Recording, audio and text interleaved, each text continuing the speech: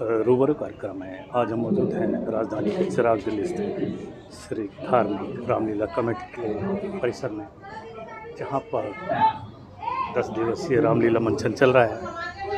हमारे साथ मौजूद हैं रामलीला के एक किरदार केकई। केकई के रूप में आपका शुभ नाम? ऋतु शर्मा। ऋतु शर्मा जी, आपने एक बहुत ही अहम किरदार निभाया है केकई का, क्या कहेंगे? लोगों को जो मैसेज जाता है वही तो यही जाता है कि केकई माता राम को सबसे ज़्यादा प्यार करती थी, पर कुछ कारणों की वजह से उनको वनवास दिया। और वो उसके पीछे की भी एक कथा है। कथा ये है कि राम ने ही बोला था कि माता, मैं राज्य नहीं, मैं राक्षसों का वध करूँगा। इस कारण से माता ने उनको वनवास जाने के लिए बोला।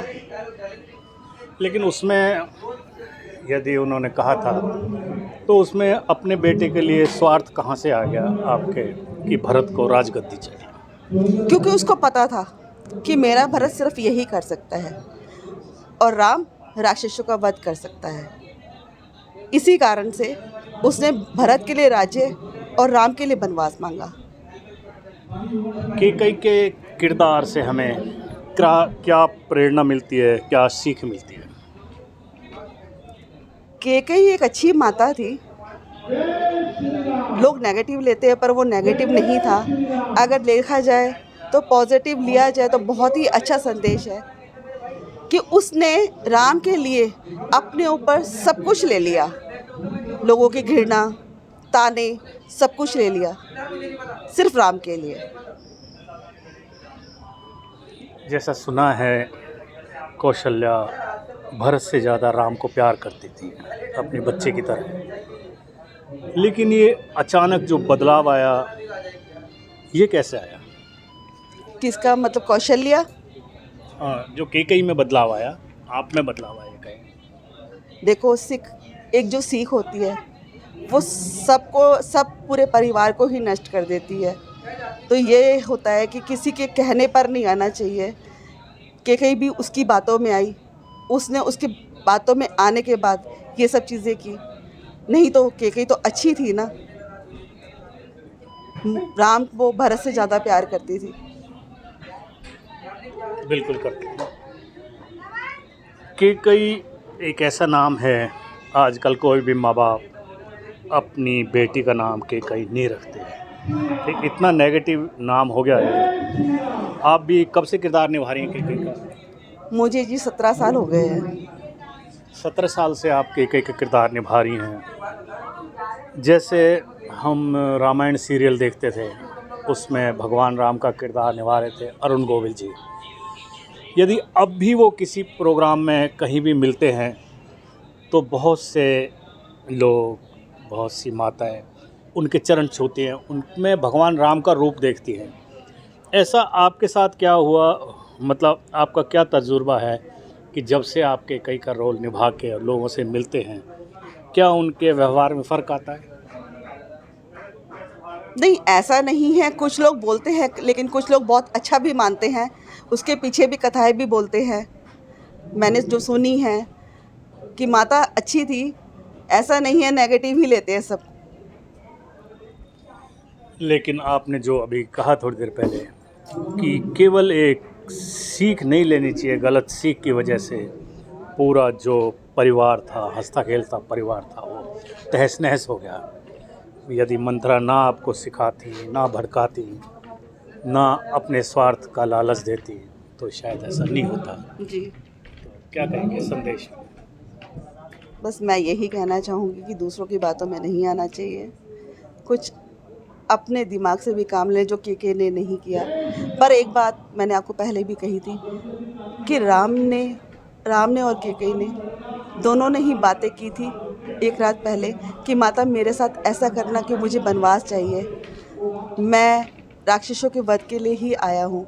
तो इस कारण से केकई जी की बुद्धि फिरी थी, नहीं तो वो तो उनके लिए अच्छी ही थी। जी बिल्कुल, इतिहास गवाह है कि वो कैकेयी जी माँ कौशल्या से ज़्यादा राम को प्यार करती थी। एक बंधा हुआ परिवार था, खुशहाल परिवार था, लेकिन 84 सीख से, 84 कैकेयी के चूक से सब कुछ तहस नहस हो गया। दशरथ जी को अपने प्राण त्यागने पड़े। तो कहने का तात्पर्य यही है, हमें दूसरे के भड़कावे में नहीं आना चाहिए, सीख में नहीं आना चाहिए, अपनी बुद्धि से भी काम लेना चाहिए। बहुत बहुत धन्यवाद आपका। बहुत ही सुंदर संदेश जा रहा है ये समाज में आपकी तरफ से। हम भी आपको नमन करते हैं। कैमरामैन अशोक के साथ वीपी शर्मा, आइए। कछु न बताए माता,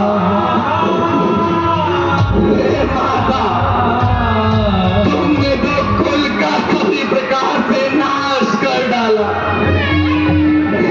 यदि तेरी ऐसी बुरी इच्छा थी तो मुझे जन्म देते ही कैसी बातें कर रहा? तूने पेड़ को काट कर पत्ते को सींचा है। तूने मेरा हित करने के बदले मेरा अनित कर डाला है माता, अनित कर डाला है।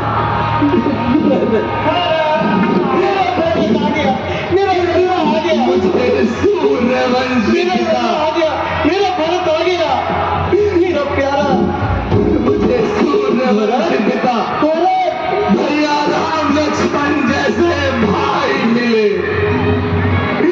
परंतु है जननी, मुझे जन्म देने वाली तू ही क्यों हुई?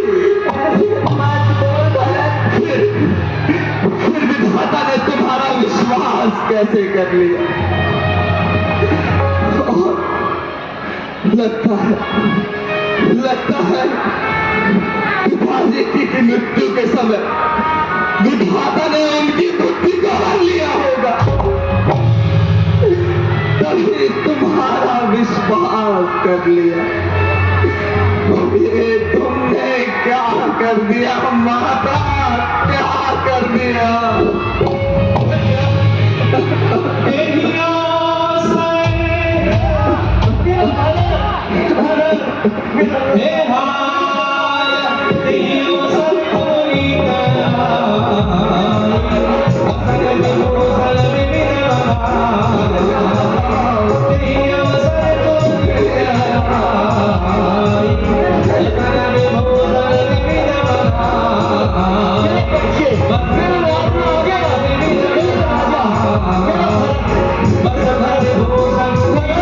यही है वह मंत्र जिसने इस खेलते खाते घर में कलह की शुरुआत की। यही है वो राक्षसी मंत्र। मेरे जैसे चंद्रमा में चांद, मैं जैसे चंद्रमा में चांद, मेरा चांद, मेरा भरत, मेरा भरत, मेरा भरत राजा बनेगा, मेरा लाडला राजा बनेगा, मेरा भरत, मेरा भरत, मेरा बेटा,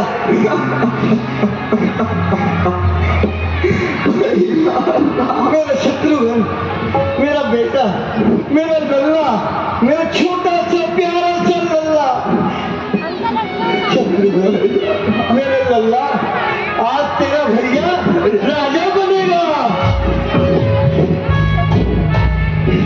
अरे दुष्टा, चंडालिनी, तूने ही भैया राम को वन भिजवाया, तूने इस कुल का नाश कराया है। और ये दासी हृदय जली क्यों हमें जलाने आई है? रघुकुल का चलता तीर भुजा हमारा कौन करवाई है?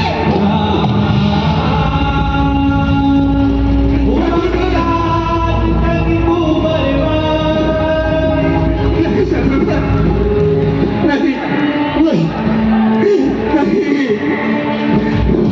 वो स्त्री है, ऐसा तो नहीं कहा, और स्त्री को मारना उचित नहीं।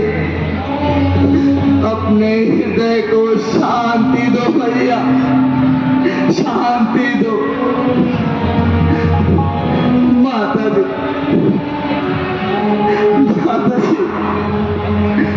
मुझे ये तो बताइए, वो सुकुमारी सीता माता वन में क्यों कर रहती होगी? कैसे वर्षाया कड़ी धूप सर पर अपने